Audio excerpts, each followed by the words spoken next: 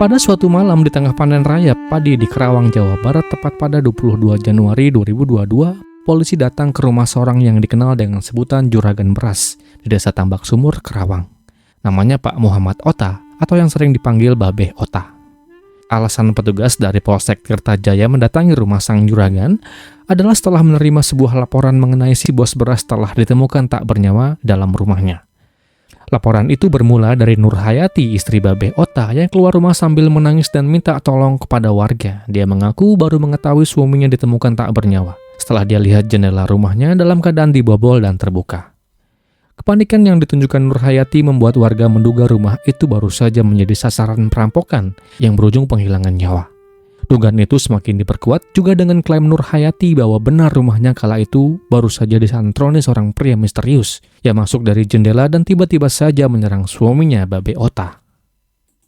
Beberapa orang warga di malam itu yang pertama kali menjadi saksi seperti Bang Ian, si penjaga warung, Bang Trasna, dan Bang Sarta terkejut bukan main ketika mereka dapati tubuh sang juragan tergeletak di atas kasur kamarnya dengan noda merah yang memanjiri yang berasal dari arah kepalanya. Sontak temuan itu lantas membuat malam yang tenang itu dipenuhi dengan kengerian dan tangis yang mendalam, terutama tangis Nur Hayati yang tampak menghayati kepergian sang suami yang menyedihkan itu. Kerabat, sanak saudara, dan tetangga begitu nggak tega melihat Nur Hayati sekali lagi begitu menghayati tangis dan raungannya. Kala petugas melakukan olah TKP, dugaan perampokan itu perlahan mulai dipertanyakan. Meski ada sebuah klaim bahwa pelaku masuk dengan cara membobol jendela, kondisi dalam rumah justru terlihat sangat rapi. Tak ada ditemukan tanda-tanda perabot diacak-acak ataupun barang yang hilang seperti lazim yang terjadi pada aksi pencurian. Termasuk salah satunya kondisi jendela. Yang menjadi perhatian, kondisi jendela tampak biasa saja. Tidak ada tanda-tanda dibuka paksa atau dirusak. Kejanggalan demi kejanggalan itulah yang membuat penyelidikan tak berhenti pada dugaan perampokan semata. Penyelidikan terus dikembangkan hingga akhirnya mengarah pada sebuah fakta yang sungguh mengejutkan. Bahwa kepergian Babeh Muhammad Ota bukanlah akibat ulah orang asing, melainkan bagian dari sebuah rencana yang telah disusun oleh Nur Hayati, istri korban, bersama dengan seorang pria lain yang bernama Ade Naman. Rusaklah sandiwara yang dibangun di malam itu ketika penyidik berhasil mengurai setiap kejanggalan di tempat kejadian perkara, mencocokkan keterangan para saksi, dan mengungkap rangkaian peristiwa yang gak sesuai dengan cerita yang sebelumnya telah disampaikan oleh Nur Hayati. Dari situlah tabir gelap kasus ini perlahan mulai terbuka. Hingga akhirnya penyidik menemukan siapa dan motif apa yang sebetulnya berada di balik perginya si juragan beras Babeh Muhammad Ota ini. Dan lalu, apa yang sebetulnya terjadi dan bagaimana kisah ini selengkapnya? Jadi, begini.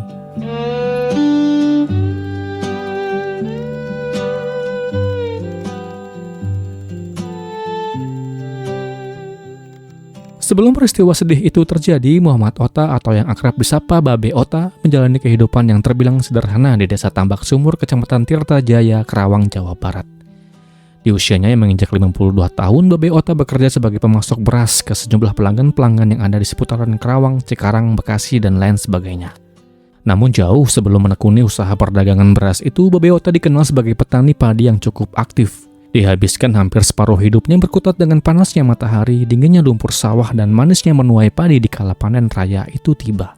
Hingga pada suatu ketika, di saat Babeh Ota menemukan sebuah celah untuk naik kelas, lantas ia pun beralih menjadi pedagang beras sebagai sumber penghidupan keluarganya. Di rumah itu, Babeh Ota tinggal bersama dengan istri ketiganya yang bernama Nur Hayati, yang saat itu berusia 33 tahun. Keduanya menikah pada tahun 2020 yang lalu. Mereka juga tinggal bersama dengan Nur Hasan, putra Babeh Ota dari pernikahan sebelumnya. Sebuah kehidupan keluarga yang tampak harmonis, akur, langgeng, serta nggak tampak masalah-masalah yang mengganggu keharmonisan rumah tangga yang mereka jalani pada saat itu, termasuk hubungan Nur Hayati dengan anak-anak Babeh Ota yang lain. Namun nggak banyak yang menyangka bahwa di balik pintu rumah itu hubungan suami istri itu perlahan mulai mengalami sebuah keretakan. Fakta yang kemudian terungkap di wajah persidangan menunjukkan bahwa rumah tangga mereka memang sudah tak harmonis lagi. Dikatakan permasalahan ekonomi menjadi salah satu sumber pertengkaran yang kerap kali muncul di antara mereka berdua. Babeh Ota juga disebut kurang memberikan perhatian kepada Nur Hayati, sementara komunikasi di antara keduanya semakin renggang seiring berjalannya waktu. Tidak hanya itu, dalam persidangan juga terungkap bahwa kebutuhan batin Nur Hayati disebut sudah lama nggak terpenuhi. Hubungan suami istri yang semestinya menjadi perangkat rumah tangga malah semakin jarang terjadi. Berbagai persoalan yang terus menumpuk itu membuat hubungan mereka kian memburuk, Hingga pada akhirnya berkembanglah menjadi rangkaian peristiwa yang nantinya berujung pada sebuah tragedi yang sungguh tak terduga dan sungguh memilukan. Di balik kasus ini, ada satu nama lain yang kemudian muncul sebagai sosok yang lumayan memiliki peran penting. Orang itu bernama Ade Naman, seorang pria kelahiran Kerawang yang pada saat itu berusia 34 tahun. Ia tinggal di desa Sri Kamulyan, Kecamatan Tirtajaya, Kerawang. Di dalam identitas yang dibacakan di persidangan, Ade tercatat berprofesi sebagai seorang petani. Namun perjalanan pekerjaannya tak hanya sebatas itu. Dikatakan lebih lanjut bahwa selain dia menekuni dunia perkebunan dan pertanian, Ade pernah menjadi pemasok beras, sekaligus pernah menjadi karyawan dari Babe Ota. Nah, artinya hubungan antara Ade dan Babe Ota bukanlah hubungan antara dua orang asing. Mereka pernah bekerja dalam satu lingkup dan lingkungan yang sama. Sejak menjadi bagian dari usaha yang dijalankan oleh Babe Ota, Ade cukup sering datang ke rumah Babe Ota yang lokasinya nggak begitu jauh dari rumah Ade. Pada awalnya hubungan itu hanya sebatas urusan pekerjaan saja. Namun dari pertemuan-pertemuan itulah ia mulai mengenal sosok Nur Hayati. Seiring berjalannya waktu, intensitas pertemuan di antara keduanya semakin sering terjadi. Hingga akhirnya dengan mereka sadari, hubungan itu berkembang menjadi sebuah hubungan asmara yang mereka jalani dengan diam-diam tanpa sepengetahuan dari Babe Muhammad Ota. Hubungan itu pun perlahan namun pasti berubah menjadi sebuah kedekatan yang nggak lagi sebatas urusan pekerjaan. Di tengah rumah tangga Nur Hayati dan Babe Ota yang kala itu dilanda berbagai macam masalah, Ade datang mengisi kehampaan yang Nur Hayati rasakan. Dikatakan lebih lanjut, selain permasalahan ekonomi, hubungan Nur Hayati dengan sang suami juga disebut sudah lama tidak harmonis. Seperti yang telah dikatakan sebelumnya, Babe Ota dinilai kurang memberikan perhatian kepada istrinya. Bahkan keduanya yang tinggal serumah namun tak lagi menempati kamar yang sama.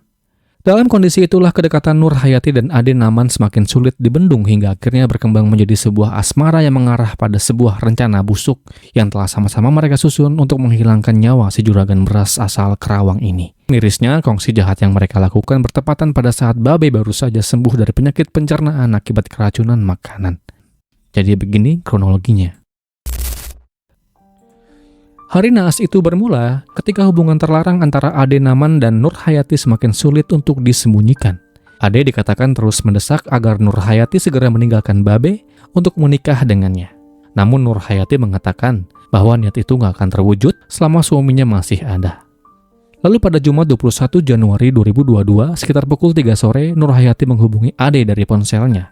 Di dalam percakapan singkat itu, Nur Hayati kembali berkeluh kesah tentang masalah yang ia hadapi dengan suaminya. Dia katakan, "Babe sudah tua, lama."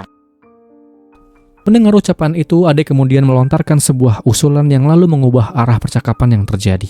Dia kemudian berkata, "Bagaimana kalau Babe saya hilangkan saja? Kalau mau nanti malam bukain jendela, biar saya masuk lewat jendela." Namun alih-alih menolak tawaran berbahaya itu, malah Nur Hayati menerimanya. Dan sejak saat itu, rencana yang awalnya hanya sebatas perbincangan saja mulai berubah menjadi sebuah tindakan yang sungguh-sungguh direncanakan. Pada pukul 7 malam, Ade datang ke rumah Babe Ota sambil membawa sepotong kayu pohon jambu dengan panjang sekitar 70 cm. Kayu itu lebih dulu ia sembunyikan di bagian belakang rumah Babe. Setelah itu, Ade masuk seperti biasa berbincang dengan Babe Ota selama 30 menit. Hingga pukul 7.30, Ade lalu pulang ke rumahnya tanpa meninggalkan kecurigaan. Beberapa jam kemudian, sekitar pukul 21.30, telepon Ade kemudian berdering kembali. Dia ambil ponselnya, kala itu Nur Hayati lah yang menelpon Ade. Disampaikan bahwa di malam itu suaminya Babe Ota telah tertidur dan jendela dapur telah dia buka, sesuai dengan rencana yang telah mereka bicarakan sebelumnya. Pada malam saat Nur Hayati menelpon Ade sedang berkumpul dengan rekan-rekannya bermain kartu di sebuah tempat. Lalu dia berpamit untuk pergi dengan alasan mau menjenguk keponakannya yang sedang sakit. Salah seorang temannya mengantarkan Ade menggunakan sepeda motor ke rumah kakaknya yang letaknya nggak jauh dari rumah Babe Ota. Setelah sampai di lokasi, Ade melanjutkan perjalanan seorang diri dengan berjalan kaki. Setibanya Ade di rumah bos beras itu pada 22.30, Ade yang telah terinfo bahwa jendela dapur telah dibuka. Tanpa ragu dia datangi lokasi itu dan dia masuk dari jendela dapur yang sebelumnya telah dibuka oleh Nur Hayati. Di dalam rumah, Nur Hayati telah menunggu kedatangannya. Sebelum beraksi, Ade kala itu minta kepada Nur Hayati untuk memastikan bahwa Babe Ota sungguh-sungguh sudah tertidur. Setelah mengecek ke dalam kamar dan memastikan suaminya telah pulas, Nur Hayati kembali memberi kode kepada Ade bahwa kondisinya dan situasinya sudah aman.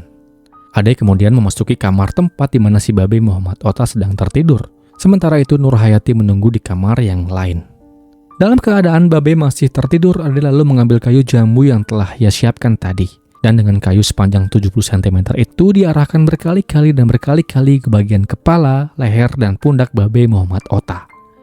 Ade nggak kasih 1 detik pun kepada bosnya itu untuk melawan, namun demi lancarnya usaha untuk menikahi Nur Hayati, tak maulah Ade kehilangan momentum walau 1 detik pun.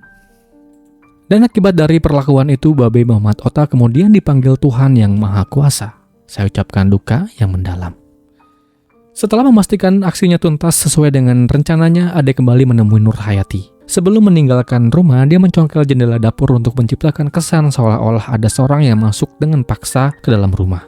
Di saat yang sama, Nur Hayati masuk ke dalam kamar korban untuk memastikan suaminya sungguh-sungguh telah tiada. Ade lari, Nur Hayati kembali ke dalam kamarnya. Pada pukul 23.30 sandiwara lalu dimulai. Nur Hayati kala itu keluar dari rumah sambil menangis dan minta tolong kepada warga. Kepada para tetangga, dia mengaku rumahnya telah dibobol dan minta kepada mereka melihat kondisi suaminya. Sementara dugaan awal mengarah pada aksi perampokan.